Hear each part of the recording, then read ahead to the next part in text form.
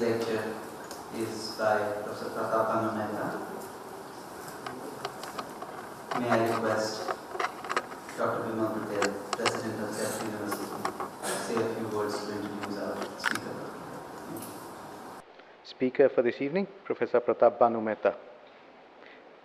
Some of you were there in the morning and already know who he is. Well, all of you actually know who he is, but let me just go over some key features from his biodata. Professor Pratap Mehta is President Center for Policy Research, New Delhi.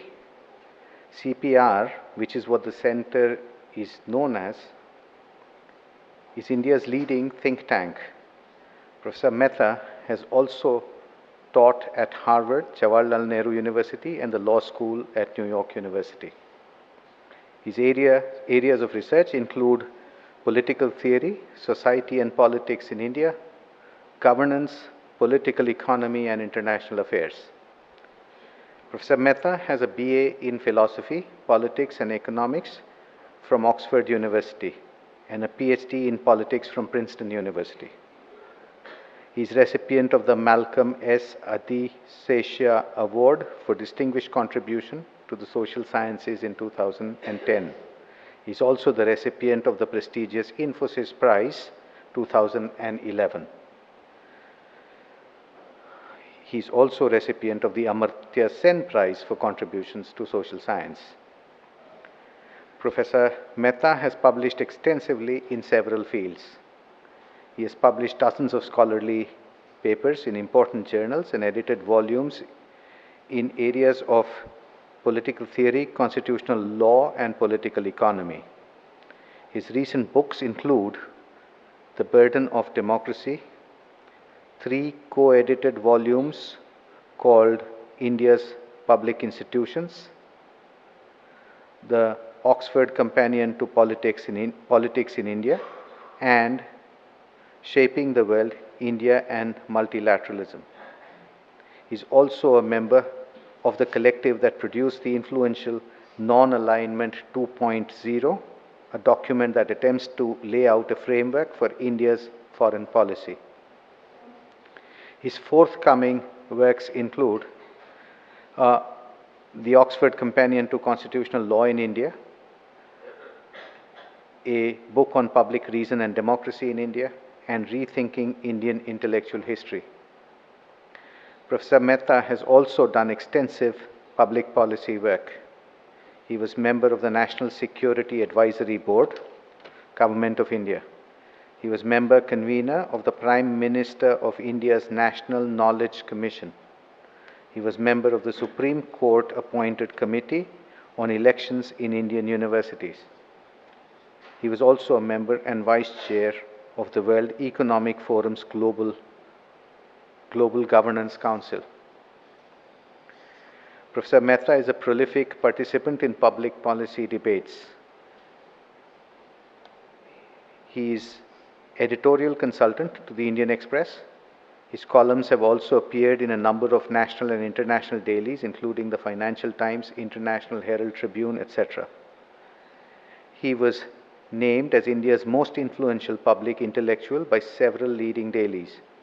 He is also on the editorial board of numerous journals, including the American Political Science Review and Journal of Democracy.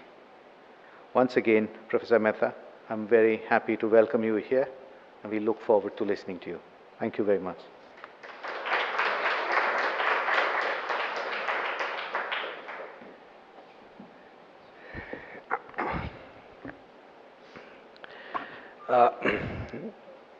Thank you for that overly generous introduction. When I was asked to give a lecture in this sort of, I gather it's an alumni lecture series, and I was trying to think of what could I possibly speak on that would be appropriate for an institution like this. I certainly know very little about architecture. In fact, I can't think three-dimensionally at all, or urban planning. So I decided to stick to a topic that's kind of closer to my own academic discipline, political theory, but perhaps talk about in a way that's slightly different. and that is in a sense the politics, the cultural politics around free speech in India. But then as I thought about this topic, it struck me that it's not entirely inappropriate for an institution like CEPT. Because one could argue that in some senses, if one goes back to the origins of the urban imagination and the question of how cities are designed, in a sense, and created and maintained, questions of liberty and surveillance have always been at the heart of, in a sense, conceptions of the city. In fact, cities were originally conceived to be these insurgent spaces, right? I mean, if you think of the Greek agora, uh, this space of frank speech, right? And in fact, the Greeks had a very nice distinction between what they call free speech and frank speech, right? Parasia, which was their idea of frank speech, right? And that a genuine democracy required not just free speech, but actually frank speech. And a lot of the debates in Greek democracy were around the fact that you could actually create structures of free speech. You could create even spaces of free speech, which is in a sense what that kind of Greek agora was in a sense meant to be. But the $1 million question was, in a sense, can you get frank speech in a democracy? Right? Are there other kinds of restraints that, in a sense, prevent free speech from becoming frank speech? So, in that sense, I think the imagination of, in a sense, what it means to bring together a collectivity, which is really what cities are about in some ways, have always been informed by, in a sense, the politics of speech. Even if you think of something as prosaic as the creation of Hyde Park, right, a speaker's corner, right? Uh, and some would argue that one of the interesting trends in modern urbanism is that how difficult it has been, in a sense, to create those spaces, right? Where literally mobilizations can take place, free association can take place, and frank speech can, in a sense, be articulated. What I want to do today, in the next sort of 35, 40 minutes, is uh, reflect upon the current moment as we think of it through the lens of free speech and the future of free speech in India. I think many would argue that free speech is always a precarious ideal, but it is falling on particularly hard times. In India, it's not a value that's defended with passion. It's not a value that's enshrined firmly in law, and I will talk about the legal structuring of free speech in a little bit. And most of all, it's not been insulated from being taken hostage by politics. Quite the opposite is in fact happening. Free speech is the terrain on which most of our prejudices are being articulated. Most of our hostilities are being intensified. And as it were, more state control, some would argue, is being exercised. Right? But the precariousness of free speech is, of course, not just a peculiar affliction of Indian democracy. I think liberal democracies all over the world are facing profound questions. The debate, for example, over the balance between surveillance and liberty, right? And unfortunately, it has to be said, liberty is losing that debate, is true of almost all modern democracies. But as the execution-style terrorism at the office of Charlie Hebdo, right, reminded us, it's reignited a profound debate on the freedom of expression in European democracies, particularly France, right? And the question of the relationship between existing regimes of free speech and the new kinds of threats that are, in a sense, presented to them. Right? Now, when you present a picture like this, right, and you can go on, I mean, look, India is a country where top artists had to be exiled. A major South Indian author has just had to announce his own death, right? Scholarly works are routinely being taken off the shelves. More insidiously, publishers are even afraid to publish certain scholarly works, right? It's the censorship that you don't see that's more effective, right? Where apparently the word even Bombay can't be used in films anymore, right? You could actually construct quite a dire picture, right? Of, in a sense, the state of censorship and the assaults on free speech in India, right? And certainly, it is intimidating. But for a couple of minutes, I want to sort of play devil's advocate and make a kind of counter argument. And the counter argument would go something like this. If there is all this sort of attack on free speech going on in different forms, and I'll come to the different forms in a minute, why isn't there more anxiety about these attacks, right? Uh, you certainly don't see, I mean, in the wake of the attack on Charlie Hebdo in Paris, there was, of course, this massive and deeply impressive Republican mobilization, which had its own problems, which we'll come to later. But you don't see a whole lot of people getting upset about what many would argue are these basic assault on our liberties, right? Whether from forces within the state or whether from forces outside the state. What's going on, right? Now, one hypothesis would be that we are becoming an increasingly liberal society, right? That really what these assaults suggest is that fundamentally some relationship between state and civil society, right, is going to now routinely produce social movements, which often will have a lot of popular support, right, for this cause or that cause, right? Right? And so the trajectory is that somehow, in a sense, the forces of illiberalism are bubbling up from our society, making these threats to, or making mobilization on behalf of free speech all that much more difficult.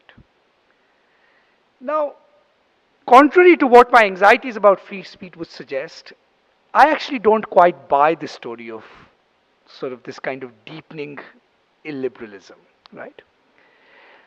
For two different reasons. One, I think, just as a kind of parenthetical aside, I think one of the reasons you don't get a lot of, in a sense, defense of free speech, right? The swords are not being kind of drawn on behalf of its defense, is because in our democratic arena, in our public democratic arena, if you asked most people, right, what are your big anxieties about the kinds of speech we have in our democracy? I suspect it's Plato's fear about the debasement of democratic discourse that worries us more than kind of Mill's worry about great censorship, right?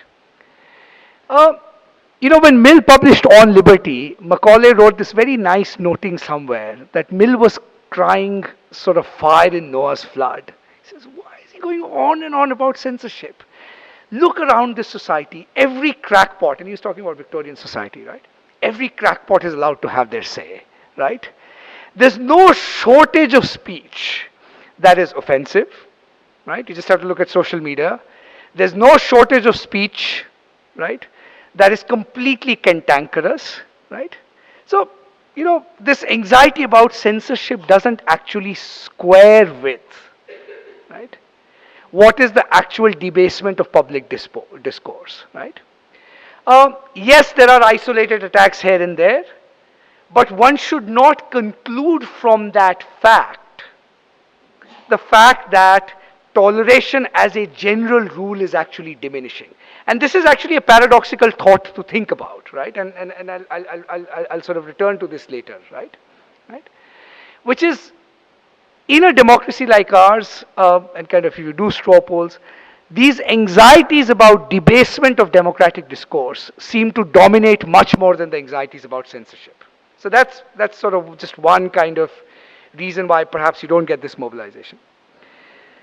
The second, I think, and deeper reason for not buying into this, the dark ages are upon us, illiberalism story entirely hook, line, and sinker, is the following. You know, Mark Twain once made this very profound remark about American free speech doctrine. He said, Americans have the perfect freedom of expression and the good sense never to use it, right? And the point he was making, the really profound point he was making, right, is that regimes of free speech, legal regimes of free speech, have often been sustained by very powerful mechanisms of social control underneath, right?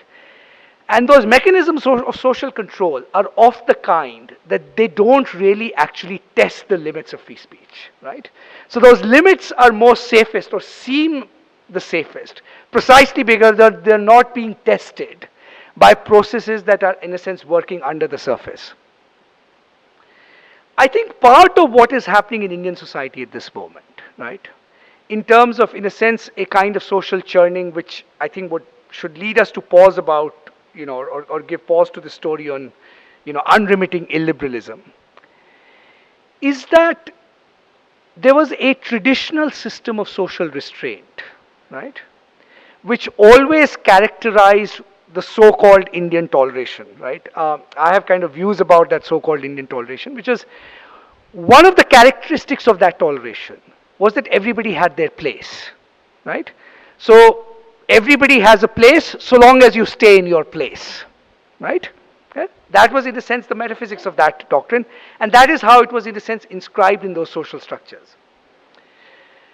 What you're witnessing now, right, is in some senses the complete collapse of those forms of social restraint, right? And this is particularly true in areas like caste. I mean, if you think of what's at stake in the controversy over Perumal, right?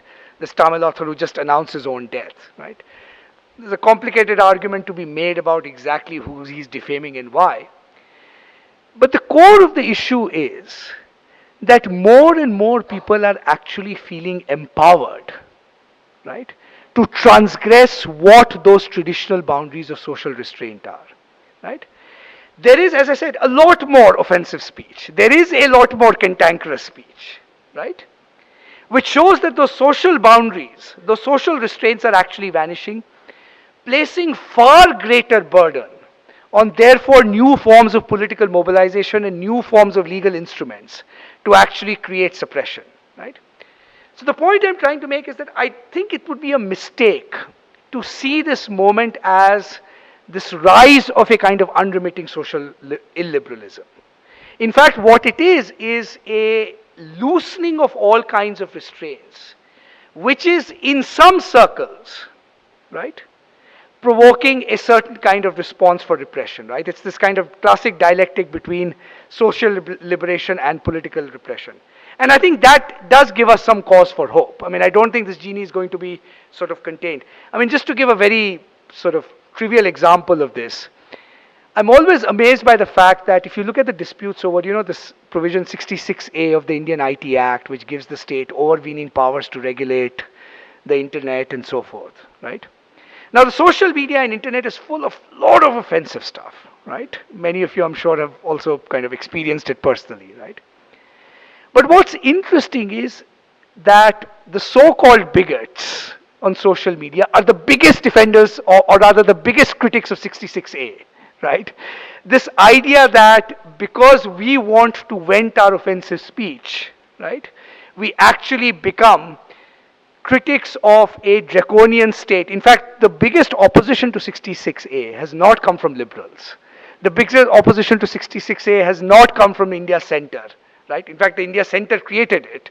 It has actually come from all these rather offensive characters, right, who want to assert their right to, as it were, troll people offensively and so forth, right? So it again shows this kind of very complicated dialectic between, as it were, the breaking down of social restraint and the creation of new legal regimes. Okay? So I would not sort of, in a sense, want to kind of begin this conversation by, as I said, buying into this kind of teleological story of the sort of the dark ages of Indian society, in a sense, upon us. I think what's going on is something rather different, and that's what makes the politics of these attacks on free speech, in a sense, much more elusive. Okay? So how do we understand the politics of free speech?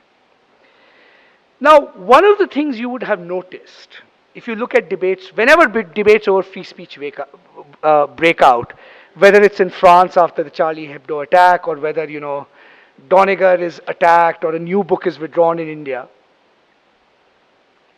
is the first paradox that that your attention goes to immediately is that, of course, in this age of internet, right, of course, in this age of the forms of social production that we have of images and books and pieces, the demand for a ban immediately draws much more attention to the object that is sought to be banned, right? The minute you want to ban a cartoon, you can be sure millions more will see that cartoon than was previously the case.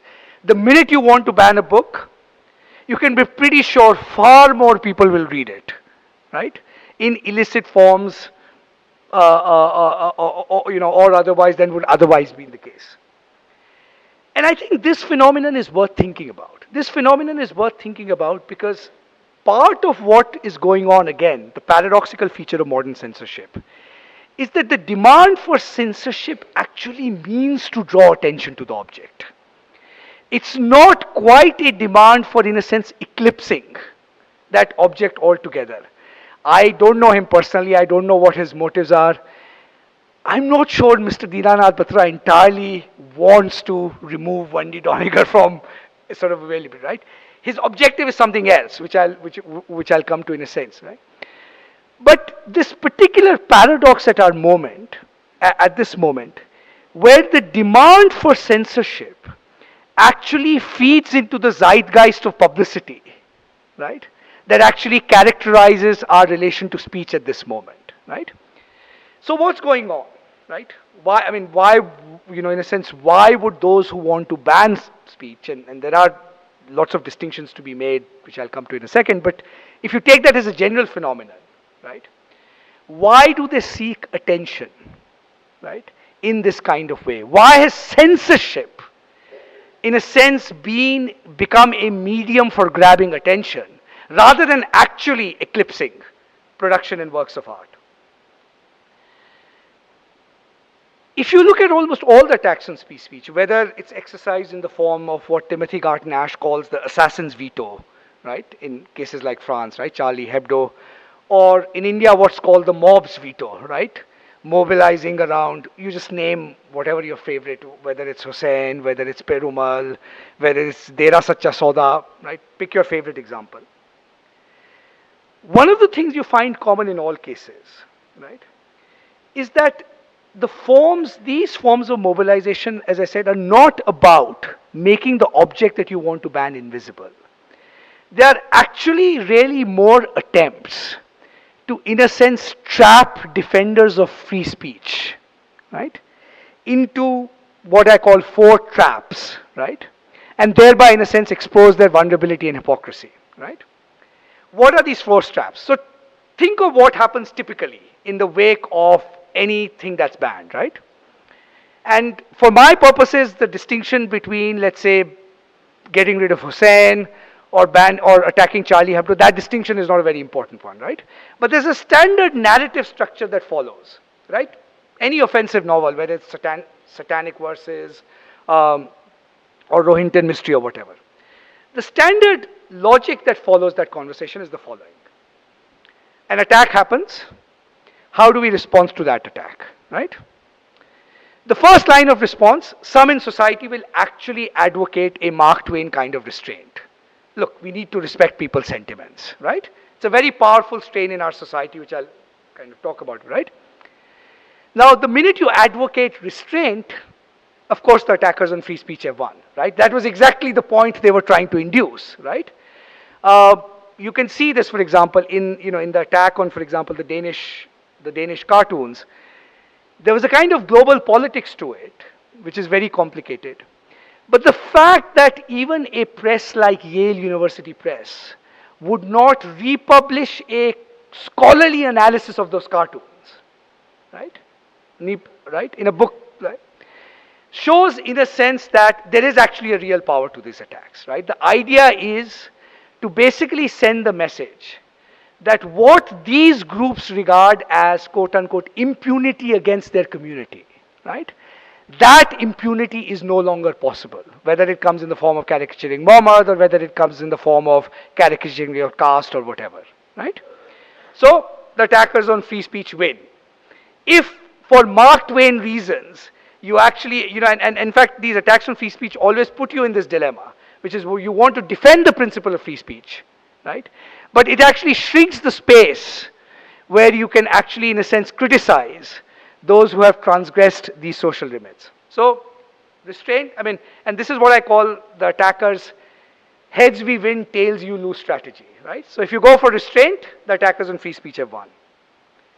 The second possible outcome that they can produce is you might say something like, in response to these attacks on free speech, let's put our full weight behind all those who produce this offensive speech in the first place, right?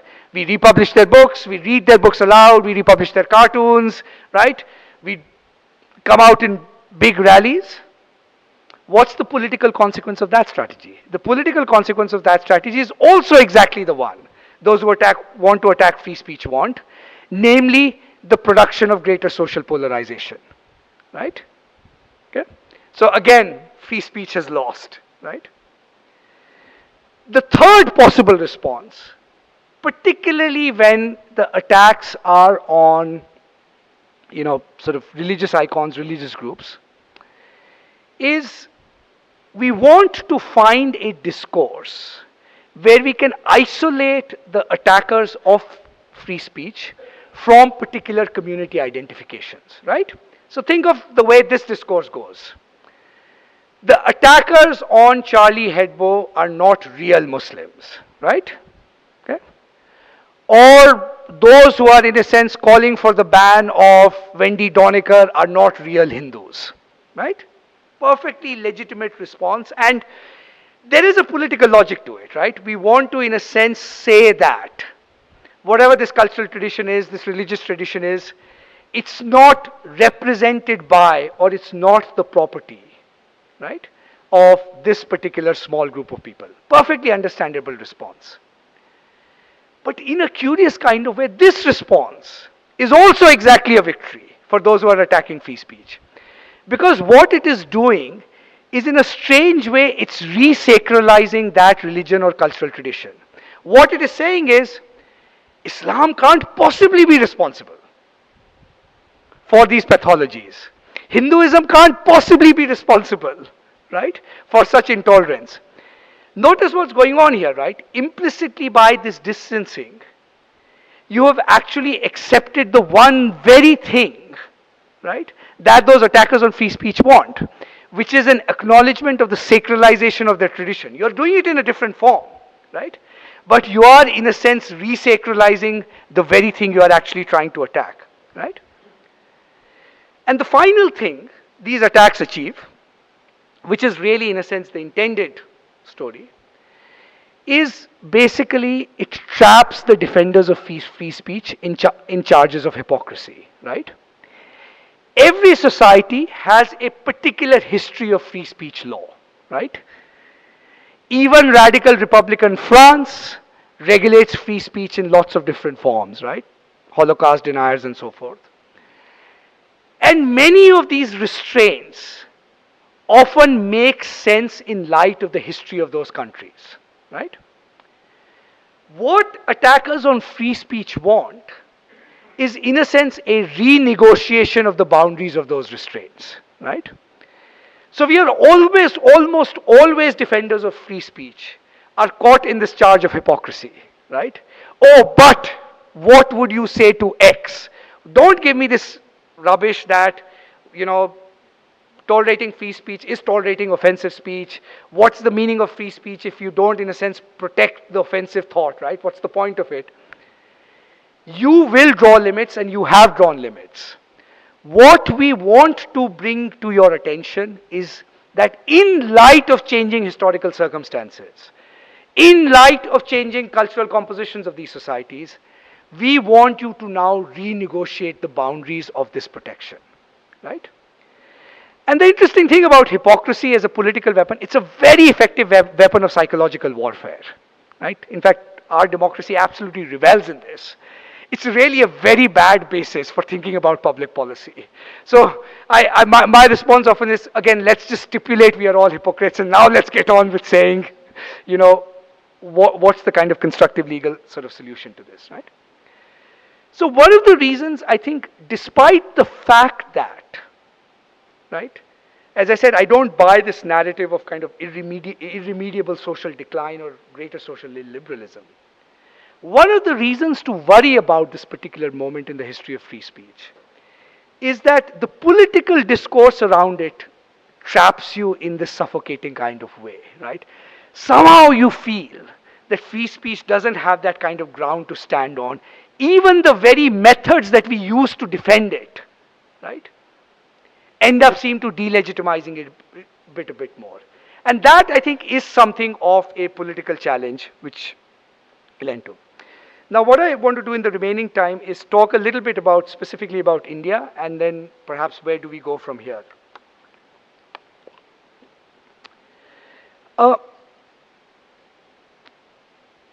Let me put my argument about India in summary form, and it flows from the last point I made about hypocrisy. If you look at the politics of censorship in India, censorship again of all kinds, right? I think one of the most disquieting things about that politics is that the biggest betrayers of free speech in India have been India's so-called liberals, and in a sense the center of Indian politics, much more so than its extreme fringes. And that's the argument I want to sort of bring out in the next 5 to 7 minutes, because if we are going to recover a genuine defense of free speech, it will have to, in a sense, be recuperated from under these layers of politics, right, that the good guys, in a sense, have trapped free speech under. We'll have to take a step back from particular issues like Hussain or Perumal or Salman Rushdie or whatever, right, and ask a question: what was it about the liberal construction of India, right? We have a liberal constitutionalism, at least we like to think we do, right? Okay. A lot of people defend the so-called Nehruvian consensus to death, right? What were the deep assumptions embedded in that discourse that have now brought us to a point that we feel completely trapped in this politics of free speech? And I just want to kind of quickly go through those assumptions. Now, the first thing I think we have to acknowledge, that our liberal constitutional construction of the citizen and the citizen's identity reeked of paternalism through and through, right? What do I mean by this? In order to illustrate this point, I want to do something very sort of unconventional, which is juxtapose 3 very different areas of law that you might think don't have any connection, right? So we have Article 295 of the Criminal Procedure Code, very important instrument for regulating free speech, which protects religion against offensive speech done with malicious intent, right? Seems reasonable on the face of it.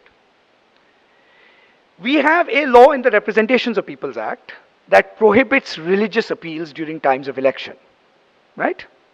Again, seems like a pretty reasonable law for a secular country like ours, right?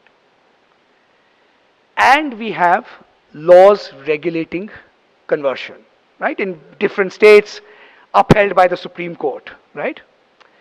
Now let me take a poll in this room. Just let's have 2 minutes, right? Of these 3 laws, which one do you think is reasonable and which one is unreasonable? So remember, the first one basically says offenses against religion undertaken with malicious intent, right? That's the content, right?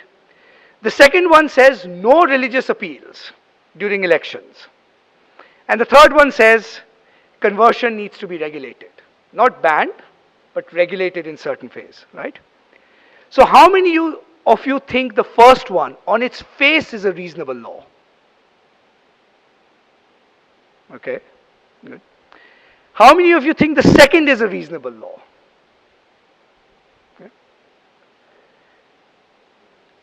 How many of you think the third, regulating conversion, is a reasonable law? See, only one hand, 2 hands, right? See the balance changed, okay?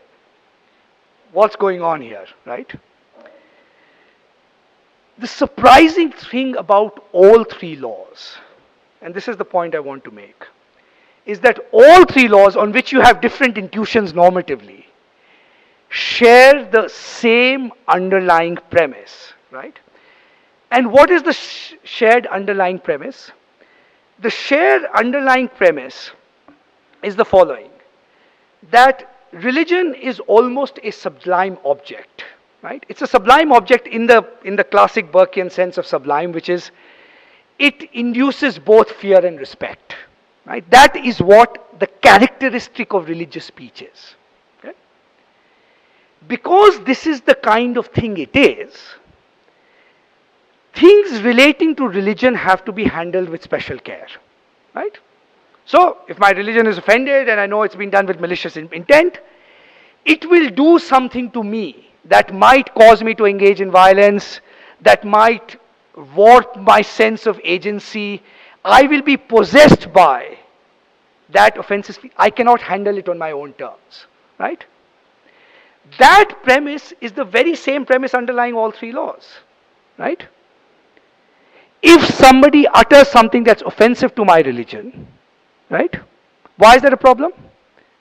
That's a problem because in that utterance, I might be denied my agency, my space to take things on my own terms, right? That's, in fact, that's literally the metaphor used, right? You will be possessed by it rather than you being able to handle it, right? That is why we want to keep religious speech out of politics, right? I mean, if somebody gives the threat of divine displeasure during an election campaign, my God, our heads will go numb, right? It's a taking away of that agency. But you know what? That's exactly the same argument used in the conversion debate, right? That if somebody comes and says, you convert to my religion or hell will break loose or something like that, that is actually a denial of your agency. Notice what the underlying premise is. Faced with a certain class of utterances about religion, you cannot handle those utterances and cannot handle it on terms that are consistent with your agency. Read Supreme Court judgment after Supreme Court judgment, exactly the same sentiment comes on. So for example, here's a case, Yulita Hyde versus State of Orissa. Threat of divine displeasure numbs the mental faculty, more so of an undeveloped minds.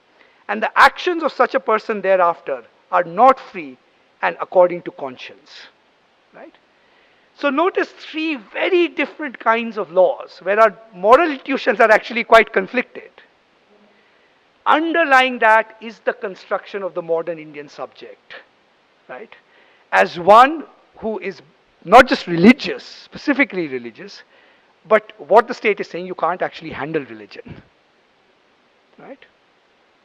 Very, very, very deep assumption underlying this argument. Okay? So paternalism is the first, right? And so what this self-justifying paternalism did, right, is it constructed an unduly demos to justify its own power, right? Now you could argue that, look, in the shadow of communal violence, right, isn't this an unreasonable assumption to make? Isn't this a rather reasonable assumption to make, right? After all, hasn't that history marked our imagination about the Indian public, right, Indian citizens?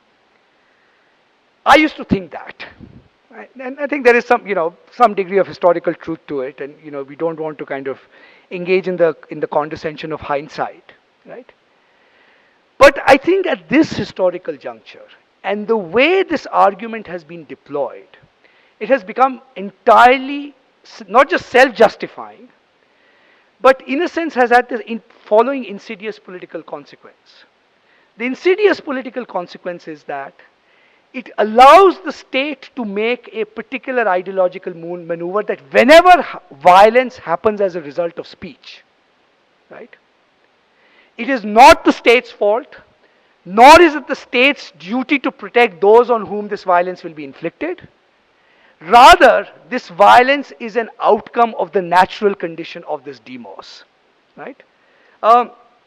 As Edmund Burke said, actually, in the context of, again, free speech debates in the 18th century, during the Wilkes trial, he says, you will smile here at the consistency of those Democrats who, when they are not on their guard, treat the humbler part of the community with the greatest contempt, while at the same time, they pretend to make them the repositories of all power, right? The ideological function of this paternalism has now become completely self-justifying. Second thing, so there's paternalism. Second thing, of course, it's a point that doesn't need to be belabored a lot. The Indian constitutional imagination was always marked by a deep statism, right? Uday Mehta has made this point. Many others have actually made this point. One way of thinking about a constitutional tradition is not by looking at the laws. I mean, they're pretty much similar, right? You could take stuff from the Irish Constitution, you could take stuff from America. It is actually asking the question, what did the constitution makers fear most, right? And we used to set this textbook question that where they feared tyranny most, they went for liberty. where they feared social oppression most, right? They went for empowering the state, right? So in a sense, our constitutional culture was created at that moment where, and this actually applies to even debates like decentralization and city planning that CEPT is so concerned about. But again, the common thread in that debate was society exercises inordinate control over its members in India. The only way you can liberate individuals from social oppression, right, is to actually centralize power and take it away from them, right? The state will, in a sense, have to come and disembed society in order for any liberation to be possible, right? So there's a kind of, right? But this very argument comes up, interestingly, both in the decentralization debates and in the free speech debates. Now, when the Indian First Amendment was introduced, and as you know, India's First Amendment actually restricts the right to free speech, contrary to the American First Amendment, which extends and protects it. Go read the debate between Nehru and Shyama Prasad Mukherjee. It's one of the finest debates, and to put it mildly, not Nehru's finest hour, right? The core issue boils down to this. Shyama Prasad Mukherjee just asked Nehru straight off, do you trust the people or do you not? Right? You think they can, they can't read materials. And by the way, if you remember the context, right, they were banning publications of both left and right. So the organizer and Ramesh Thapar, right, both their journals were. And Shyama Prasad Mukherjee is basically asking Nehru straight off, do you trust the people or don't you?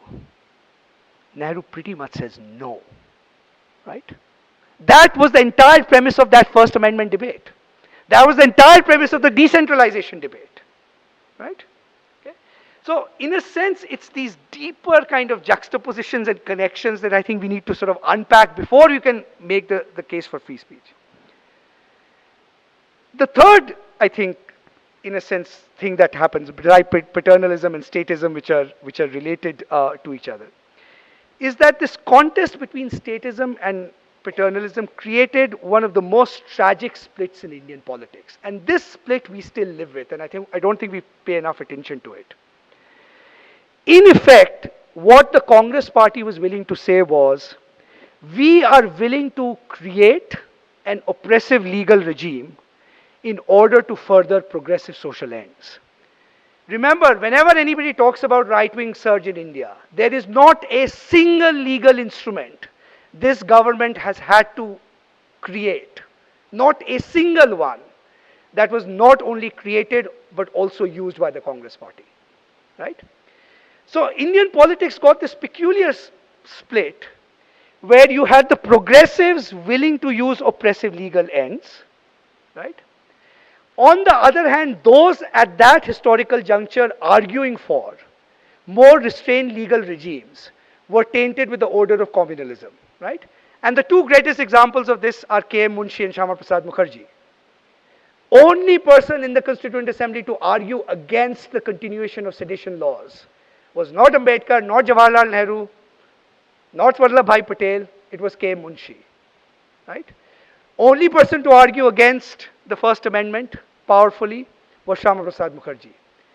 But this tragic split in Indian politics, that on free speech libertarianism became communal and progressivism came to be allied to an oppressive legal regime, that's the split that still haunts us. It makes it very hard to create coalitions of free speech in India, right? So if you want to defend free speech, you'll in a sense have to sort of unpack this, this split, right? The final point, I think, on this kind of deeper assumption about the politics of free speech in India is the role of the courts. I've written extensively on the role of the courts. I won't rehearse those arguments here, but there's one point I do want to bring to your attention because it's tied to this argument about the alignment between progressivism and oppressive legal regimes in India.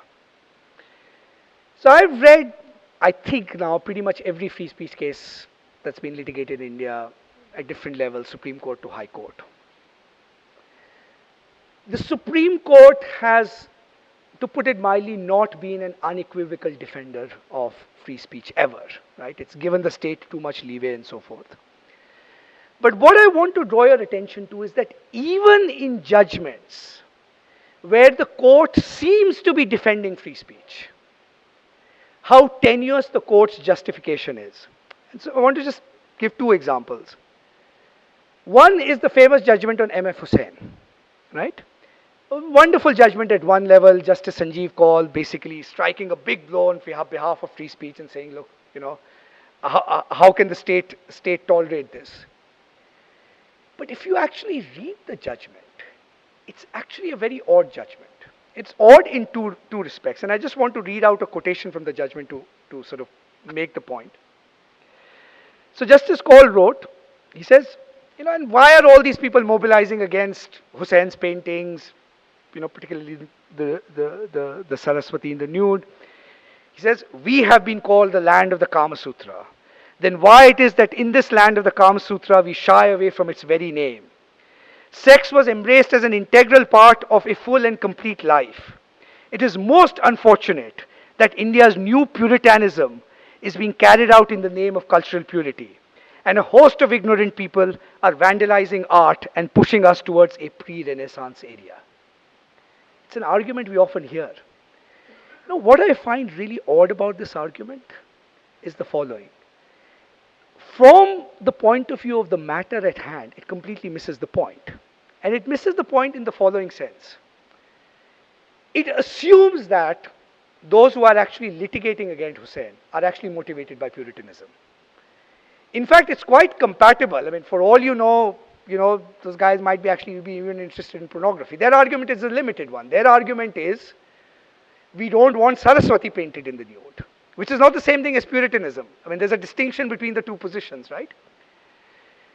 The reason I'm pointing this out is that this argument has actually become a dialogue of the deaf, right?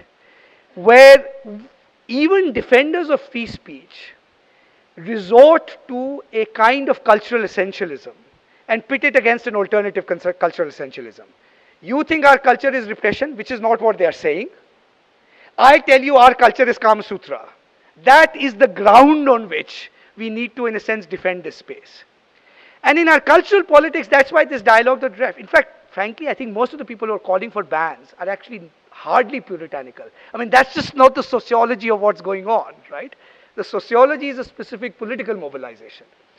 So, one, we've again trapped ourselves by putting all of this in this, cultural politics.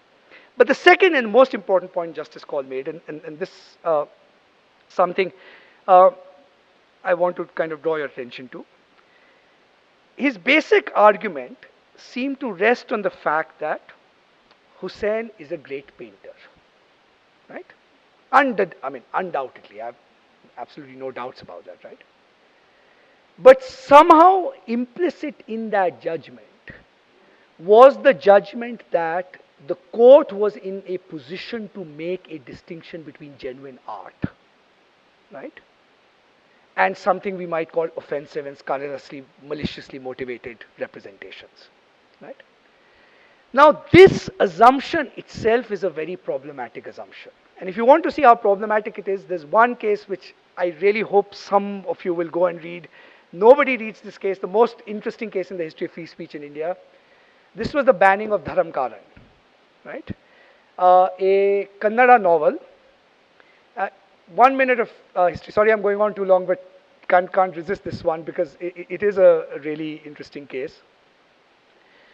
So here's another pop quiz.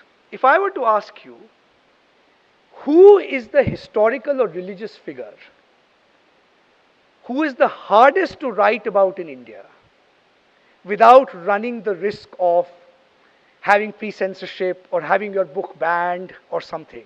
If you had to take a pick, Shivaji, Muhammad, whoever, right? Take a guess. If you had to pick who would come to your mind? Look, it could be a Sikh guru that these are figures which excite particular sensitivities. Any guesses?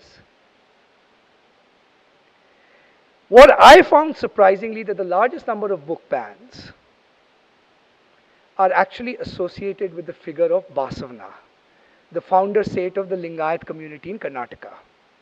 Okay? Basvana. And that's the point relevant to Dharam Karan. So Dharam Karan is published as a fictional novel, very reputed genre in all vernacular literatures, right? You take a historical figure constructor. Congress politicians bring a lawsuit against this novel. It's awarded a prize by the Kannada Sahitya Academy. So obviously somebody judged it on literary merit. They bring a suit against it in the High Court. Karnataka High Court tells the author, you please delete an offending chapter in this book, otherwise you can publish the book. And the offending chapter, and this bit of detail is important, dealt with the possible parentage of Vasvana. Right? And in fact, the pathos of that novel apparently turns on this fact that, you know, there's this kind of residual doubt about his parentage, right? P.V. Narayan, the author, said, sorry, this is the heart of the novel. This is not like, you know, I can take out a chapter and put in something. This is the premise of the novel. I refuse to take it out. Matter goes to Supreme Court. Supreme Court, in a catch-22 situation, tells the author, we told you to take out this chapter. Since you did not take it out, that must establish malicious intent. Okay? The ban is upheld. Okay? Now, the reason this case is interesting, right, is because it actually shows the tenuousness of this construction of legitimate art that the court is actually operating it. Obviously did not extend to a vernacular writer. Obviously did not extend to a writer who does not have Delhi civil society behind him, right? Okay. And obviously did not extend to a writer where, you know, where the suit against him happened to have been brought by the good guys. In fact, if you actually look Congress's history of litigation on Basvana, it makes Dinanath Batra look positively tame by comparison. Okay? Right? Dwikhandit, Taslima Nasreen's novel, right, which the Calcutta High Court finally said you could publish, they reversed the ban on it. But again, the grounds on which they clinched it was that, yeah, it may be offensive, but it is with the intention of promoting the well-being of society, for striking a blow for social causes, right?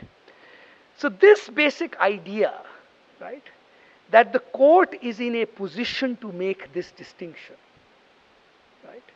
And that's exactly what these petitioners want you to fight over. Why is Dinanath Batra going to court?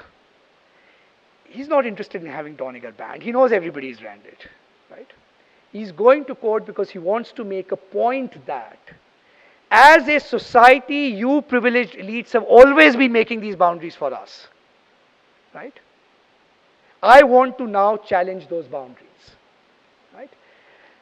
Now the paradigm for this was set by, and this is just the last bit, I'll end with this, the last section, is, as you know, modern Indian free speech law, particularly this clause which is invoked ubiquitously, offences against free expression, is the creation of the 1920s, section 295 of the Criminal Procedure Code. And it's very fashionable to say that all these laws are a colonial legacy to us, right? Because these were all crafted during British time. The drafting of Article 295, as Niti Nair has shown in a wonderful paper, has a really fascinating history. It's a fascinating history because this debate came after the famous Rangila Rasool episode, where a obscene pamphlet on Muhammad's life was published, which in turn was supposedly a response to another pamphlet. The author of this pamphlet is then assassinated, right? And that's when this kind of debate in modern India starts about what kind of legal regime do you need to protect against offences against free speech. The reason this particular debate was interesting is this was a law drafted in the Punjab Legislative Assembly, which at that time was an elected legislative assembly. The select committee of this assembly, which drafted it, included Muhammad Ali Jinnah, Lala Lajpat Rai, Madan Mohan Malviya, the who's who of the nationalist movement at that time. The positions are really interesting. Jinnah and Lala Lajpat Rai are actually deeply skeptical of this law. I mean, they are actually liberals to the core in that respect. Madan Mohan Malviya is more in alliance with Orthodox Muslim elements. No, no, we are a country, religious sentiments need to be respected. And the draft that comes out of that, right, is this compromise draft, where the original draft was much more draconian, any offenses against religion, Jinnah and Lala Lajpat Rai get malicious intent introduced, right? So it's a very nice Indian political compromise, right? What's fascinating about this law is not just its drafting history, that contrary to our assumption that it came out of a kind of colonial regime rather than a product of democratic negotiation. What's fascinating about this is almost every single issue that we worry about, right, was in a sense already flagged in the debates there. I mean, it's a much more sophisticated debate on freedom of expression than you find now.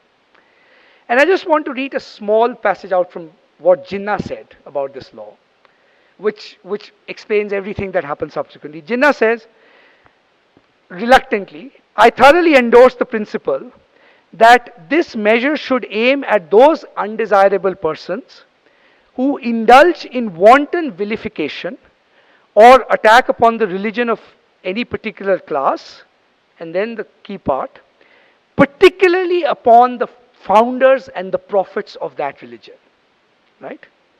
Okay, so I agree with this part. However, we must ensure that those who are engaged in historical works, those who are engaged in the ascertainment of truth, and those who are engaged in bona fide and honest criticism of religion shall be protected, right? That's the distinction he want to draw, vilification of founder versus. Now, what do our courts do with this interpretation? There's a case, R.V. Bhasin, another bad pamphlet on global jihad. Bombay High Court upheld a ban, in which Bombay High Court went to the extent of saying, even if the arguments in this work are true, right, this ban needs to be upheld, right? So it actually didn't even give quarter for this genuine historical. Now, the reason I'm pointing out, because we are in an academic institution, what's at stake, in a sense, in this attack on scholarship is not a classic kind of attack on censorship. What is at stake is the claim that some structures of power got to define these boundaries between legitimate and illegitimate scholarship. We want to renegotiate these boundaries. Okay? Why is it that, right, a Freudian construction of Ganesh should not be considered offensive? Why is that bona fide scholarship, right, whereas Dharam Karan in a sense isn't, right? And I think as an academic community, unless we come to an honest answer to that question, our locus standi in this free speech debates is almost zero, right? Because of that, in a sense, that hypocrisy charge. But the other fascinating thing about Jinnah's court is this question on the founders of religion. As it turns out, most of the cases that are litigated in India, or where there is free censorship, involve a founding figure of a group or a sect. And it has a standard common feature. Founding figure with some historicized, historical, imagined doubt over their paternity or their sex lives. Absolutely standard common feature. Whether it's Shivaji, remember the James Lane case, right? What were they taking offense to, right? And you probably need a Freudian to actually, in a sense, unpack, right, how that paradigm, which was very specific to a particular construction of Muhammad, right, actually then gets generalized into, in a sense, the test of what counts as respect for religion. So Basavana is off limits, right? Shivaji, founder of a community, is off limits, right? In Punjab, you can't write. I mean, frankly, you can't critically write even about, so-called living gurus, right? Off limits, right? So what is it about the structure of modern religious identity, right, that it became invested, right, in a sense, or rather it started using its founders as totems that actually bind that community together, right? And I think the answer has got to be partly, this is what I suggested at the beginning, right? Which is that in a way, as religions have lost their power to control more and more aspects of social life, right? The only totem of religious community and identity left, right, is the totemic function of, in a sense, these five founder figures. What does it mean to be a Maratha? I mean, what does Maratha pride mean anyway, right? It's boiled down to the protection of Shivaji, right? Maybe Gujarati pride will come down to boil down to the protection of a certain figure, right? What does the protection of Lingayat identity actually mean, right? And the reason this is important is because our conventional constructions, as Justice calls construction, this is about Puritanism, this is about illiberalism. They don't actually quite get to the psychological and political subtlety of actually, in a sense, what's going on.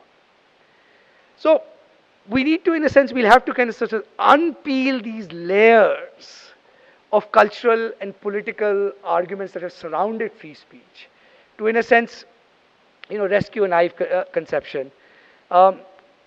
Just last concluding, I think what comes out of this discussion, to my mind, is that the free speech debate in India has been, in a sense, been framed by two different models, right? And like most of our constitutional stuff, it's a compromise between two models. There's the possible American view, complete content neutrality in the regulation of speech.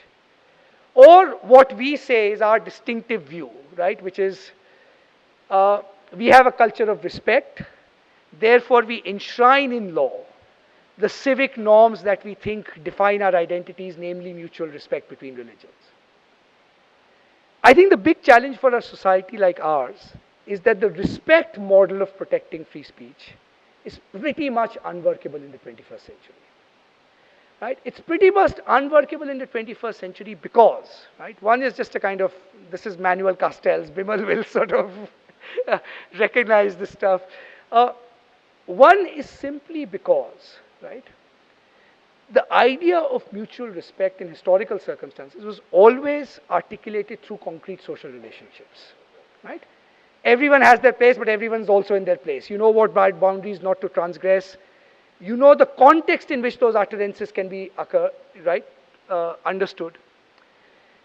One of the things globalization has done is it's created a context of no context, right? A group of internet Hindus are fighting a battle over representation of Hinduism in California schools, which has a direct connection to a textbook controversy in India. One cartoon in Denmark, in that context, it may be an act of impunity against minorities. In a global geopolitics post 9/11, it's seen as a sign of imperial hubris. All these contexts make it very unlikely, right, that in a sense you can even actually convey the idea of respect, right? And look, respect is ultimately, belief is a matter of will. You can't actually induce somebody to oblige them to say respect, right? And what we are seeing is, in a sense, the cracks in that respect model, partly because those underlying social restraints are gone, right? Who knows which teenager tomorrow will get a smart alecky idea and do something offensive, right? So just as a sociological fact, the institutional curtailments that made that respect possible are, in a sense, kind of, in a sense, no longer available to us, right? So what we'll need to do is, in a sense, move to a different ground. And the different ground has to be not that, I think, as the attackers on Charlie Hebdo said, okay, so do you think free speech is more sacred than faith, right? Once you pose the question that way, you know free speech is going to lose, right? I mean, there's frankly no a priori argument that can establish for you that free speech is more sacred than faith. Both are partaking the same language of sacralization, right? So if you want your sacred stuff, why can't I have my sacred stuff? The ground has to be something utterly naive. And the naive ground is that the only security we have, right, that no faith will be trampled on in the name of somebody else's convictions, right, is, in a sense, the doctrine of free speech. And if in that process a lot of offensive stuff passes through, right? That's the price we are paying, not for holding free speech sacred, but that's the price we are paying for actually having the space for defending our own beliefs. Right? It doesn't take care of the psychological problem that, what is the characteristic of offensive speech? That people feel insulted. And that's where I think liberals are a little bit disingenuous when we say, well, look, the answer to a cartoon is another cartoon, the answer to a book is another book. That's true, but only in seminars. That's not quite true when there's an asymmetry of affect, right? If somebody insults you, you don't say, well, okay, may I write you a counter argument? It's not about an argument, right? So what liberal societies will need to develop is a politics that, in a sense, that when these insulting episodes take place, there is actually, in a sense, a space to express that displeasure of that apparent, right? Which doesn't involve censorship, which doesn't involve the use of state power, right? But you don't want free speech also caught in this trap that because we are so busy defending free speech, right? We again give the attackers of free speech the biggest victory they want, which is by not focusing on the content at all. I'll stop there.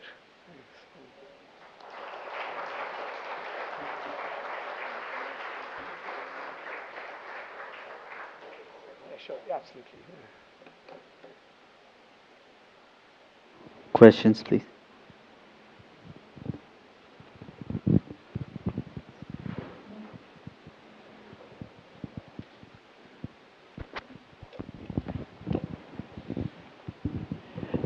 You said that there is a political and cultural layers, but don't you think there's one more of the language in our country compared to Western countries? There is only one language, What it means, you are a pig, what I say in Gujarati cannot be the same in Bengali, because lots of politicians now in these elections, they shift quickly to their own language and again come back to Hindi. Isn't there a compatibility that they have to, certain words are probably not allowed to speak because it is a very, as you say, religious,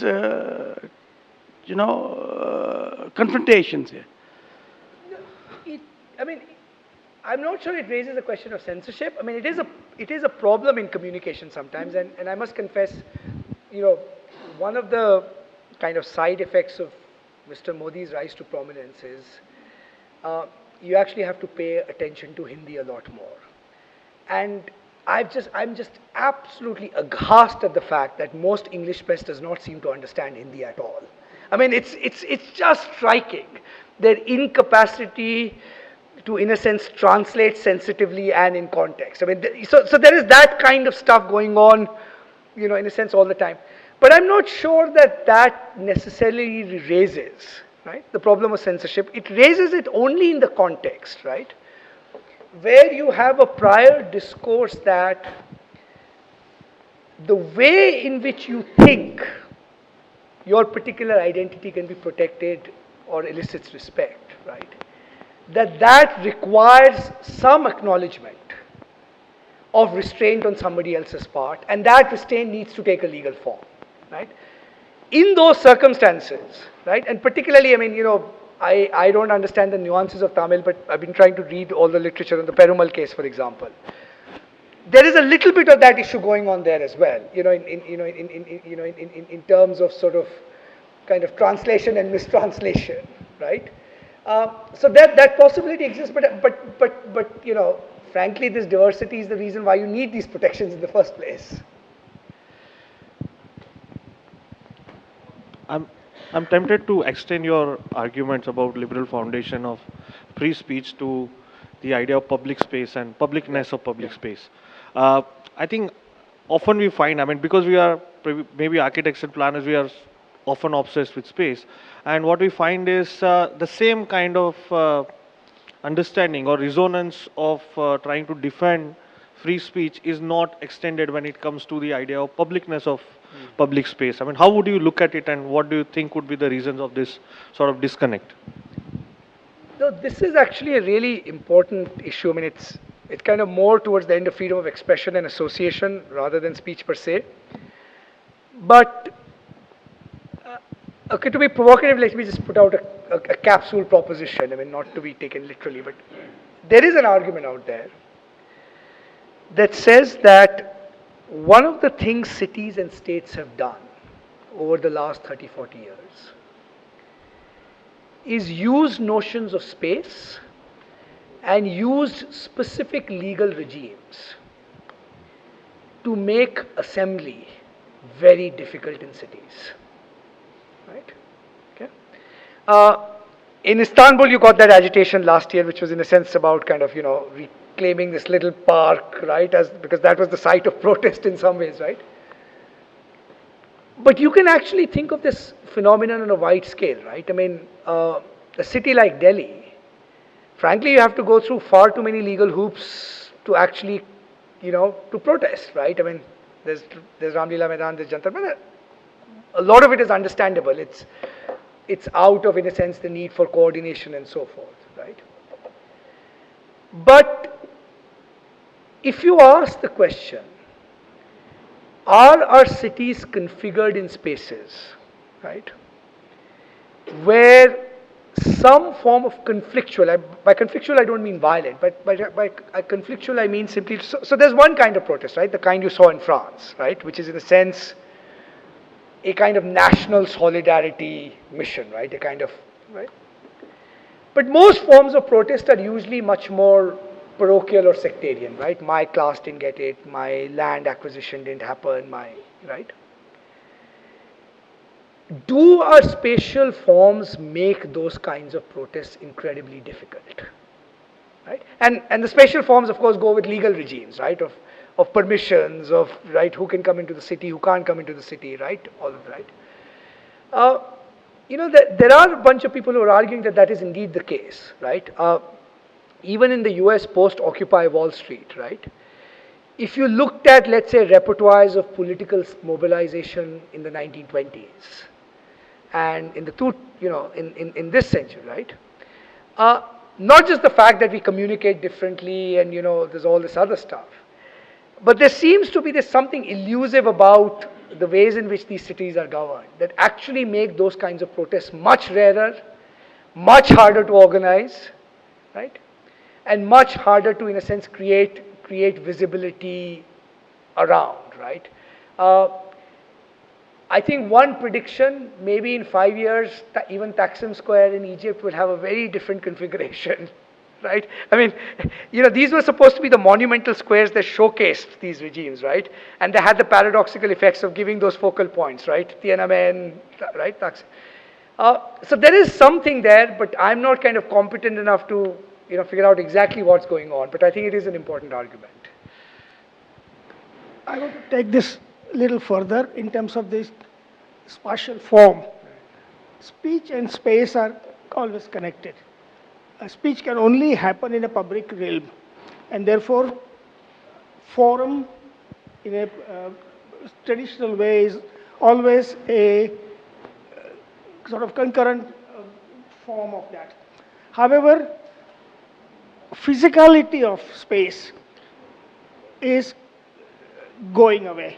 In the sense, in the digital era, you have protest happening without a place.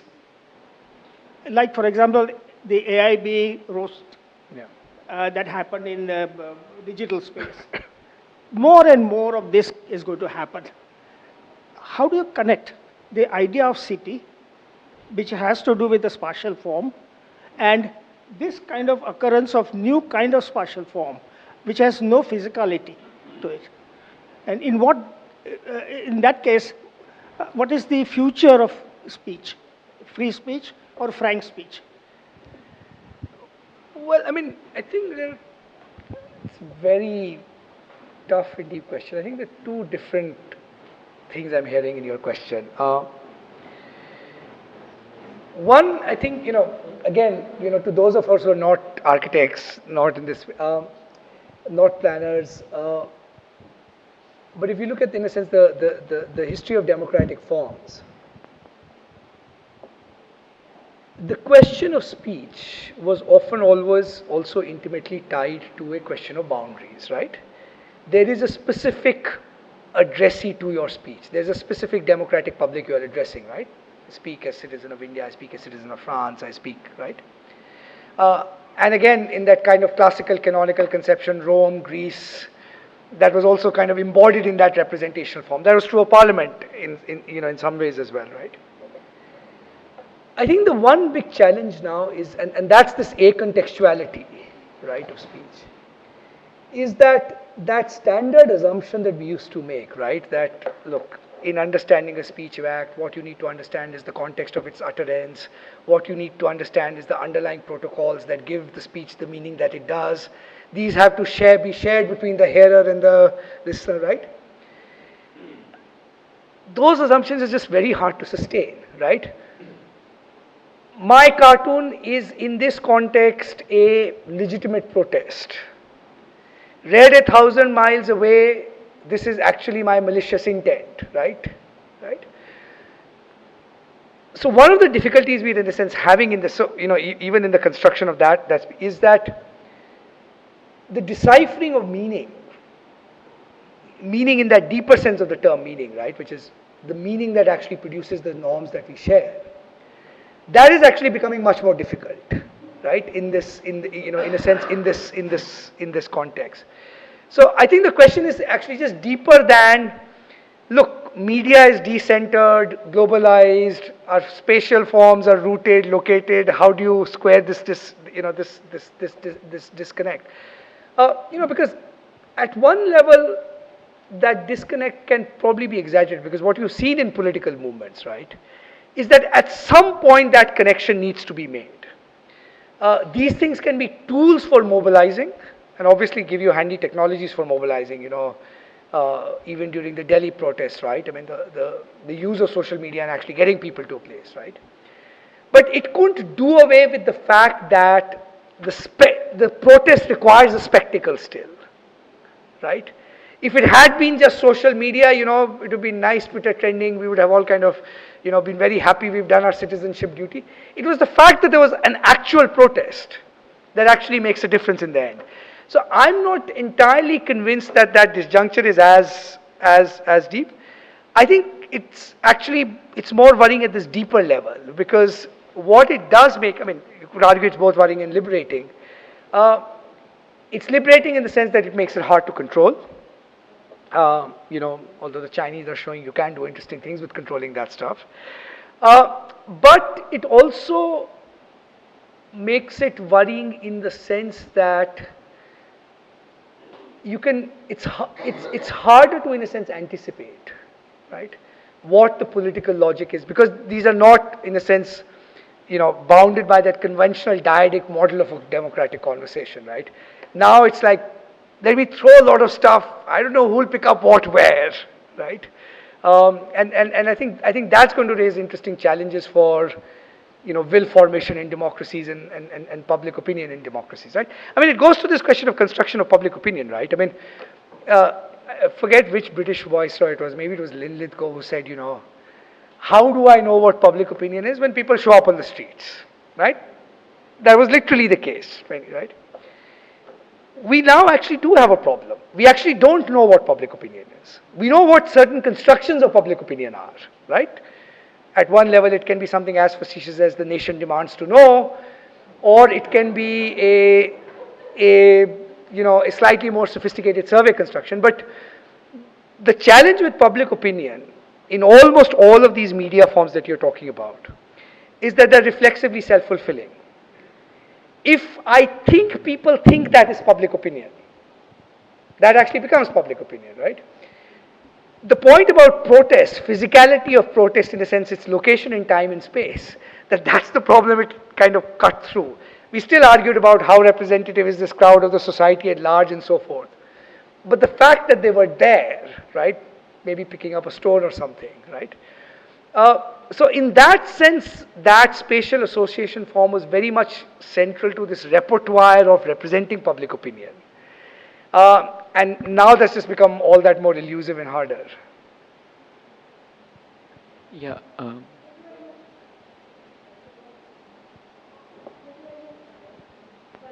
Yeah.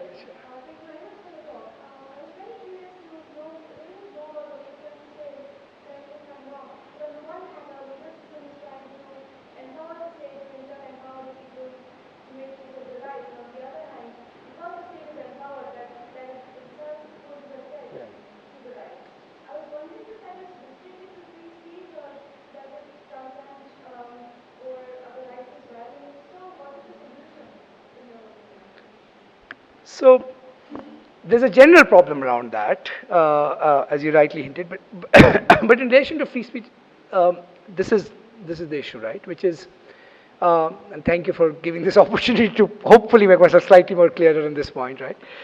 Uh, General problem is this, which is often our debates, right, about censorship boil down to the merits of a particular decision, right? Is this book really offensive? Is this book not really offensive? Or if you can ban their book, why don't you ban our book? Whatever, right? That's right. Uh, and those who have been defending free speech, right, uh, partly, of course, are selective in their invocation of free speech. And I think there the critics of India's liberals are exactly right. I mean, even though the conclusions don't follow, right? What I was in a sense trying to say is that when we take positions on these matters, right, let's step back and think about what assumptions we may be holding which we don't think are connected to free speech doctrines, but that in a sense contribute to those moments where the state wants to repress free speech, right? And that's the context in which, that juxtaposition of three different laws, where people have three different, I mean, I've done this with students in constitutional law classes. It's always fun, actually, right? At the beginning of the class, their intuitions come down one way, right? Regulating conversion is wrong. Why is regulating conversion wrong? If you think people cannot handle religious speech, if you think invoking divine displeasure is going to numb your agency, well, should it apply there as well, right? So it was really a plea to say that, look, what we need to do is step back from the immediacy of these controversies and see what's the deep underlying assumption about our relationship with ourselves and the state that is actually doing the work, right? Because we are often unconsciously, selectively invoking it, right? Even in cases that, in a sense, that seem benign to us, right? So what that has done, in a sense, these deep assumptions, is that it has actually legitimized a structure where the state therefore acquires default power over us, right? The state narrative becomes a self-fulfilling narrative, right? So every time you say, and in particular empirical context, it can be true. I mean, I'm not saying that, the people are always right, that the people don't commit crimes, that mobs may not arise on certain occasions, right? But rather than dealing with them for what they are, if we use that as a construct to just empower the state, therefore the state is right, we've actually already lost the battle at that level. There's no point, once you've given the state all those rights and that authority, then there's no point arguing, why are you banning this book, why are you not banning that book, right? So we lost the battle, in a sense, one step before even the battle began. My question is, because we're living in, the internet is becoming a much more powerful entity Sorry, in the I world. can't see you. Can you just raise I'm, your... I'm oh, here. yeah, sorry, okay, hi. Yeah, I can't stand. I've got a fracture. No, actually. that's okay. No, just... No, so because the internet is becoming a much more powerful entity in the world right now, and the balance of power in the world at large is shifting from governments into the hands of people. Because even if a government wants to say, I mean, they took down AIB's roast off of YouTube. They did it voluntarily, but in the announcement, AIB just at the end in this PPS just wrote, "I hope no one's put it up on uTorrent," and you check it and it's already there naturally. And so as the balance of power shifts away from governments to do anything about the doctrines that they're trying to enforce, how is that in the short to mid-term going to affect legal entities around the world? Is everyone going to band together, or are we going to end up generating havens of free speech where those ideals can be protected? So, I think there are two different levels to this question, right? And one level, what you're saying is right? But in a way, and that's the kind of consistent with the point I was making about that this paradox that censorship actually draws publicity, right? And states have not been able to negotiate that, right? That's probably going to be a pretty unique feature of at least the technologies we know now, maybe there'll be more kind of filtering technologies in the future. That doesn't take away from the fact that still somebody's rights may be trampled, right? The fact that you have to do it clandestinely, illegally, as it were, right? Doesn't actually make the violation less serious, right? So I do think you're right that in that sense, the structure of technologies is actually empowering free speech. It's at one level, it's giving the state the power to, or it's de facto weakening the power of states to control. But my worry is that the real phenomenon that we are not paying attention to in this free speech story, right, is again this sort of paradox, right? So we want transparency in everything, right? Transparency is the big mantra of our times, right? But if you actually look at the forces that shape the flow of speech, including the content, those forces are completely untransparent to us. There's an absolutely wonderful new book out, and since you're interested in the internet, I'd recommend it, called The Black Box Society by Frank Pasquale. Basically, Frank Pasquale is making this argument that the single biggest paradox of our times is not, right, this dialectic between surveillance and liberty. It is the fact that almost all the algorithms that actually determine who gets to see what are completely untransparent, right? Transparency, the discourse of transparency and freedom, right, which in a sense the ideology of the internet promotes, right, all these kind of cool Google guys, right, and I don't want to take away from that. I mean, there's something very important and profound about that, right? But that is actually accompanied by the fact, right, that in these ways that we are not even seeing and registering, right, what is actually being made available to us is already being regulated behind our backs. And there is actually no transparency and accountability for that. In fact, Frank's argument is that essentially what you need to do is every search engine, right, needs to make its algorithm perfectly transparent and clear, right? That's another space configuration, in a sense, configuration issue, right, around this. So that's in a sense, I think the bigger worry that it's like we all get so happy, my God, we've subverted the system, right? But the real, you don't want to be apocalyptic about it, but the most interesting forms of power are always the ones that are really invisible. I mean, once it actually comes to a fight, you won the battle. At least people see the thing, what it's for, right? But it's this background stuff that is actually, more important in some ways. Okay, last two questions, maybe one and maybe. Yeah. I wanted to probe further on sort of the last point when you conclude by saying, well, we need to create these kinds of spaces where we can resolve this.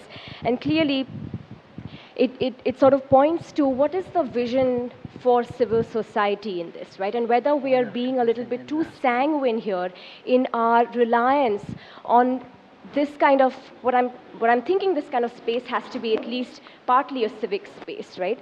And because I think the problem is that we don't have an answer to a situation where civil society itself becomes a site of an illiberal consensus, right?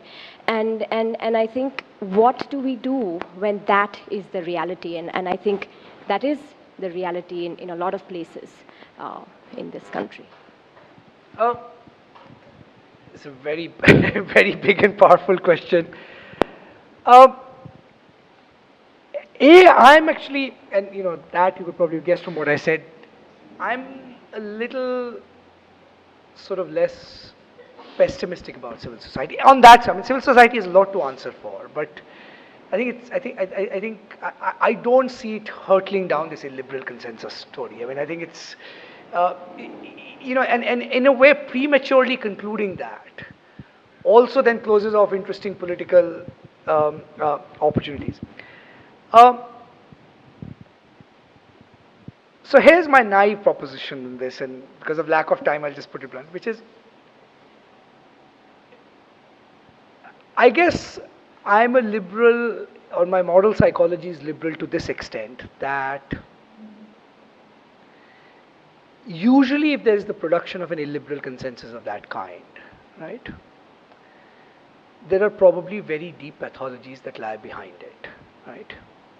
It's less a kind of direct willful challenge. In fact, it's often hard to just beat it ideologically. I mean, in fact, that's even beside the point. It's almost right. In certain societies, that happens because normal channels of conflict and contestation are completely choked up and closed up, right? If you ask, I mean, just the kind of the politically most important question, if you look at, let's say, West Asia, right, Middle East, what's happening with Muslims in France? I mean, this is not a root causes argument, right? The one thing that's very striking, right, is whenever there have been moments of conflict and contestation, those immediately get closed by authoritarian regimes, right? Right now, I mean, I'm putting this as, if you were a young Muslim student in many of these countries, what prospects do you think you have for being able to craft a political narrative for yourself, right? And a lot of these political narratives will be messy, right? I mean, political parties originate in, right? But by political narratives, I mean just the rough and tumble of all that stuff we can take for granted, right? I can participate in a political party. I can contest something. I may come to that political party with all kinds of bad motives, right? I mean, one of the things about Indian democracy, and most of you are probably too young to even have historical memories of this anymore. You can see two different things panning out. You can say that, and I'll just use this as an example because it's the most obvious one. There are obviously a lot of nasty people associated with the BJP.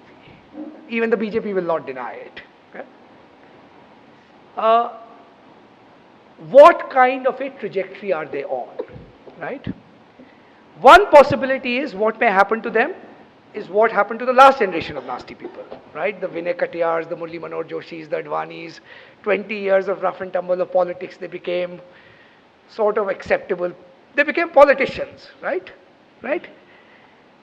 And part of the reason that happened, right, is because you were inherently in that space. You cannot sustain those regimes of control for too long, right? Right? There will be an Aam Aadmi party, there will be a Trinamool, something will happen, right? But most importantly, most people in society still think that those avenues remain open, right? So yes, there will be attempts at repression, right? But the very nature of, in fact, those attempts will be, in a sense, instigated more by fear than by power. And I actually think that is the case. I mean, I'm that much confidence I have in Indian democracy. Rough and tumbles, that is actually indeed the case, right? That much of a liberal and anti-paternalist I am. I mean, in fact, my worry about this illiberal consensus argument is that you've actually lost most of the people the minute you make it. Because it goes back to that old construction. We are a few liberals who understand this. You guys are all in the grip of an illiberal consensus. The surest way of bringing about an illiberal consensus is using that as a starting political point in a conversation. Right? So I think in these kinds of societies, but in societies where those structures of repression get really deep, right? Where you don't have those avenues for participation of any kind, right? There, the possibility that it will get channelized into a truly liberal form is actually, deeper. But the answer to that, right, and this is where again liberals lost the plot, right? The answer to that can't be supporting authoritarian regimes. The answer to that can't be supporting military dictatorships. Those are the causes that produce these pathologies in a sense in the long run, right? So the only guarantee you have, I mean, if you're actually talking politics, then you just have to do politics, which is, and the central rule of liberal politics is concentrations of power are bad, and try and create more artful analysis. And I think those possibilities remain. You know, we might see some as soon as 2 or 3 days from now, but they are there. Okay, we have space for one question, but we have two people, so why don't we Take both, yeah, that'll be very one question in the back there? Okay. India is a secular country, and the secular is a very strong word to describe the political regime of India. In your opinion, does this word secular is act as a barrier for a free speech regime? If yes, what is the extent of impact the word of secular which restrict the free speech regime in India in today's context? I'm not an academic, but a journalist, so my question is very simplistic, perhaps. You talked about the 3 laws. I'm wondering whether you would go so far as to call for the repeal of all of them, or whether you would modify them, and what restrictions, if any, you would put on free speech. Okay. Actually, both questions are related very deeply, right? I must confess the term secular now increasingly puzzles me. It puzzles me partly for one reason. There are a lot of political terms in India start puzzling people, which is you no longer are sure, right, what's the political context in which it's being deployed. Okay. The first thing, and that's the sense in which both questions are related. Let's ask this basic question. Who draws the line between what counts as secular and what counts as religious? Okay? Where does this distinction come from? It's not a self-evident distinction. In constitutional law classes in NYU, you always used to tease American students by saying, you know, why isn't the gay marriage case actually litigated as a free expression case and a religious establishment case rather than as a, you know, civil rights and marriage case, right? The point I'm trying to make is that the history of this distinction is very simple. I mean, Hobbes had it absolutely right. There's no better description of this. This distinction arose against the backdrop of the right of political sovereignty. Secular was all that was required to maintain the political functioning of sovereignty, right? Look at it sociologically, what has happened over the years, right? So, when the British came, right, 1770s, 1780s, right, the line between secular and religious was considered differently, right? We now think, for example, that a state interfering in family laws or laws of property inheritance is a secular act because it is actually producing greater equality, right? Right? Perfectly legitimate thing for a state to do, perfectly legitimate argument. But the point it underscores is what counts as, right? I mean, just let's in a sense ask this question, right?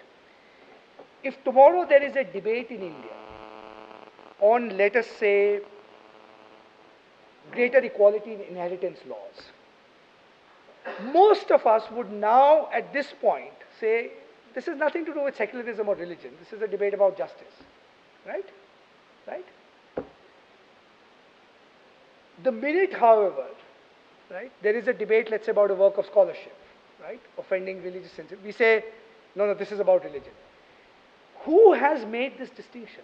That distinction in every society is actually made by the state itself, right? And by the state determining what it thinks are essential to its goals and purposes. So the distinction between secular and religious is not a distinction that exists outside of the realm of state power. In fact, it's a distinction internal to it, right? Now, if you look at it that way, then appeal to the idea of secular as if it's an answer to every question. Actually, it doesn't solve the problem, right? Because the precise question is, where are these boundaries of secularism going to lie? When the state intervened, let's say, in Temple Entry Act, right, allowing entry of Harijans into temples, right? question was legitimately raised on grounds of secularism. It's actually not, if that was the only ground, it's not clear that that was actually a particularly permissible thing to do, right? Or when the state takes over temples, for example. So I think we have to recognize, and defenders of secularism have done secularism a lot of disservice. Rather than saying this is the end point of a political negotiation a society needs to have about what is it legitimate for a state to do and what is it not legitimate for a state to do, we think invoking secularism actually settles the question. In fact, it doesn't settle the question at all. Right? And it's related to this question of laws and offensive speech, because in a constitutional democracy there has to be a fundamental question. Why should religious speech be uniquely protected at all? Why should religious sensibilities be at all relevant in deciding what needs to be protected? Right? I mean, facetiously atheists complain that they get offended all the time, nobody protects them. Right? Okay. And so inscribed in the histories of this Article 295, right, where now the question, should they be repealed? You know, like a lot of laws, and this is my legal philosophy, I don't think you can have a perfectly legal answer to every problem. I can imagine a scenario where if our courts had laid down very clear standards for what these words mean, and there were relatively high standards, these laws would have actually worked reasonably well, right? But because these standards are not clearly laid down, it's giving an incitement to everybody to mobilize and go to court, right? Actually, even the land acquisition law, the parallel is quite right. If you had a good standard on compensation and a good standard on public purpose, you actually won't need a huge repeal of the laws. In fact, you could actually have worked the old act to a certain degree, right? So my question is, let's say we repeal them, or we replace them with a modified law. Will we create then political and judicial cultures that actually understand what the content of these laws is meant to, in a sense, be, right? I would be for repealing them for one simple reason. So as I said, the legal argument you can run both ways. I mean, you can say, look, it has helped also calm religious conflict. At least people, you know, a lot of people now simply go to court, right? Isn't that better than shooting people? That's one possible sociological view of this. But the other view is, by having these very laws, you're actually creating incentives to mobilize. Because a political culture that knows that it's legally possible to ban things, and the threshold for banning them is pretty low, right? Fear of public disorder. No, you don't even have to demonstrate public disorder, right?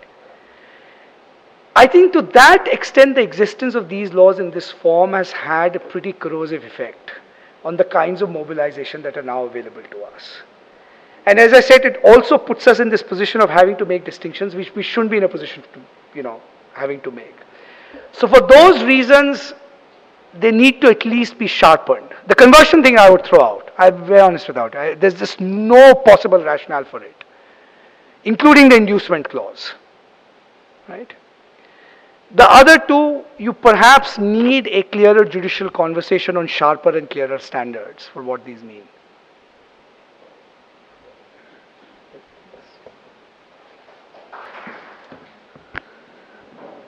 Thank you, Professor Pratap Bhanu Mehta, for this insightful and engaging lecture.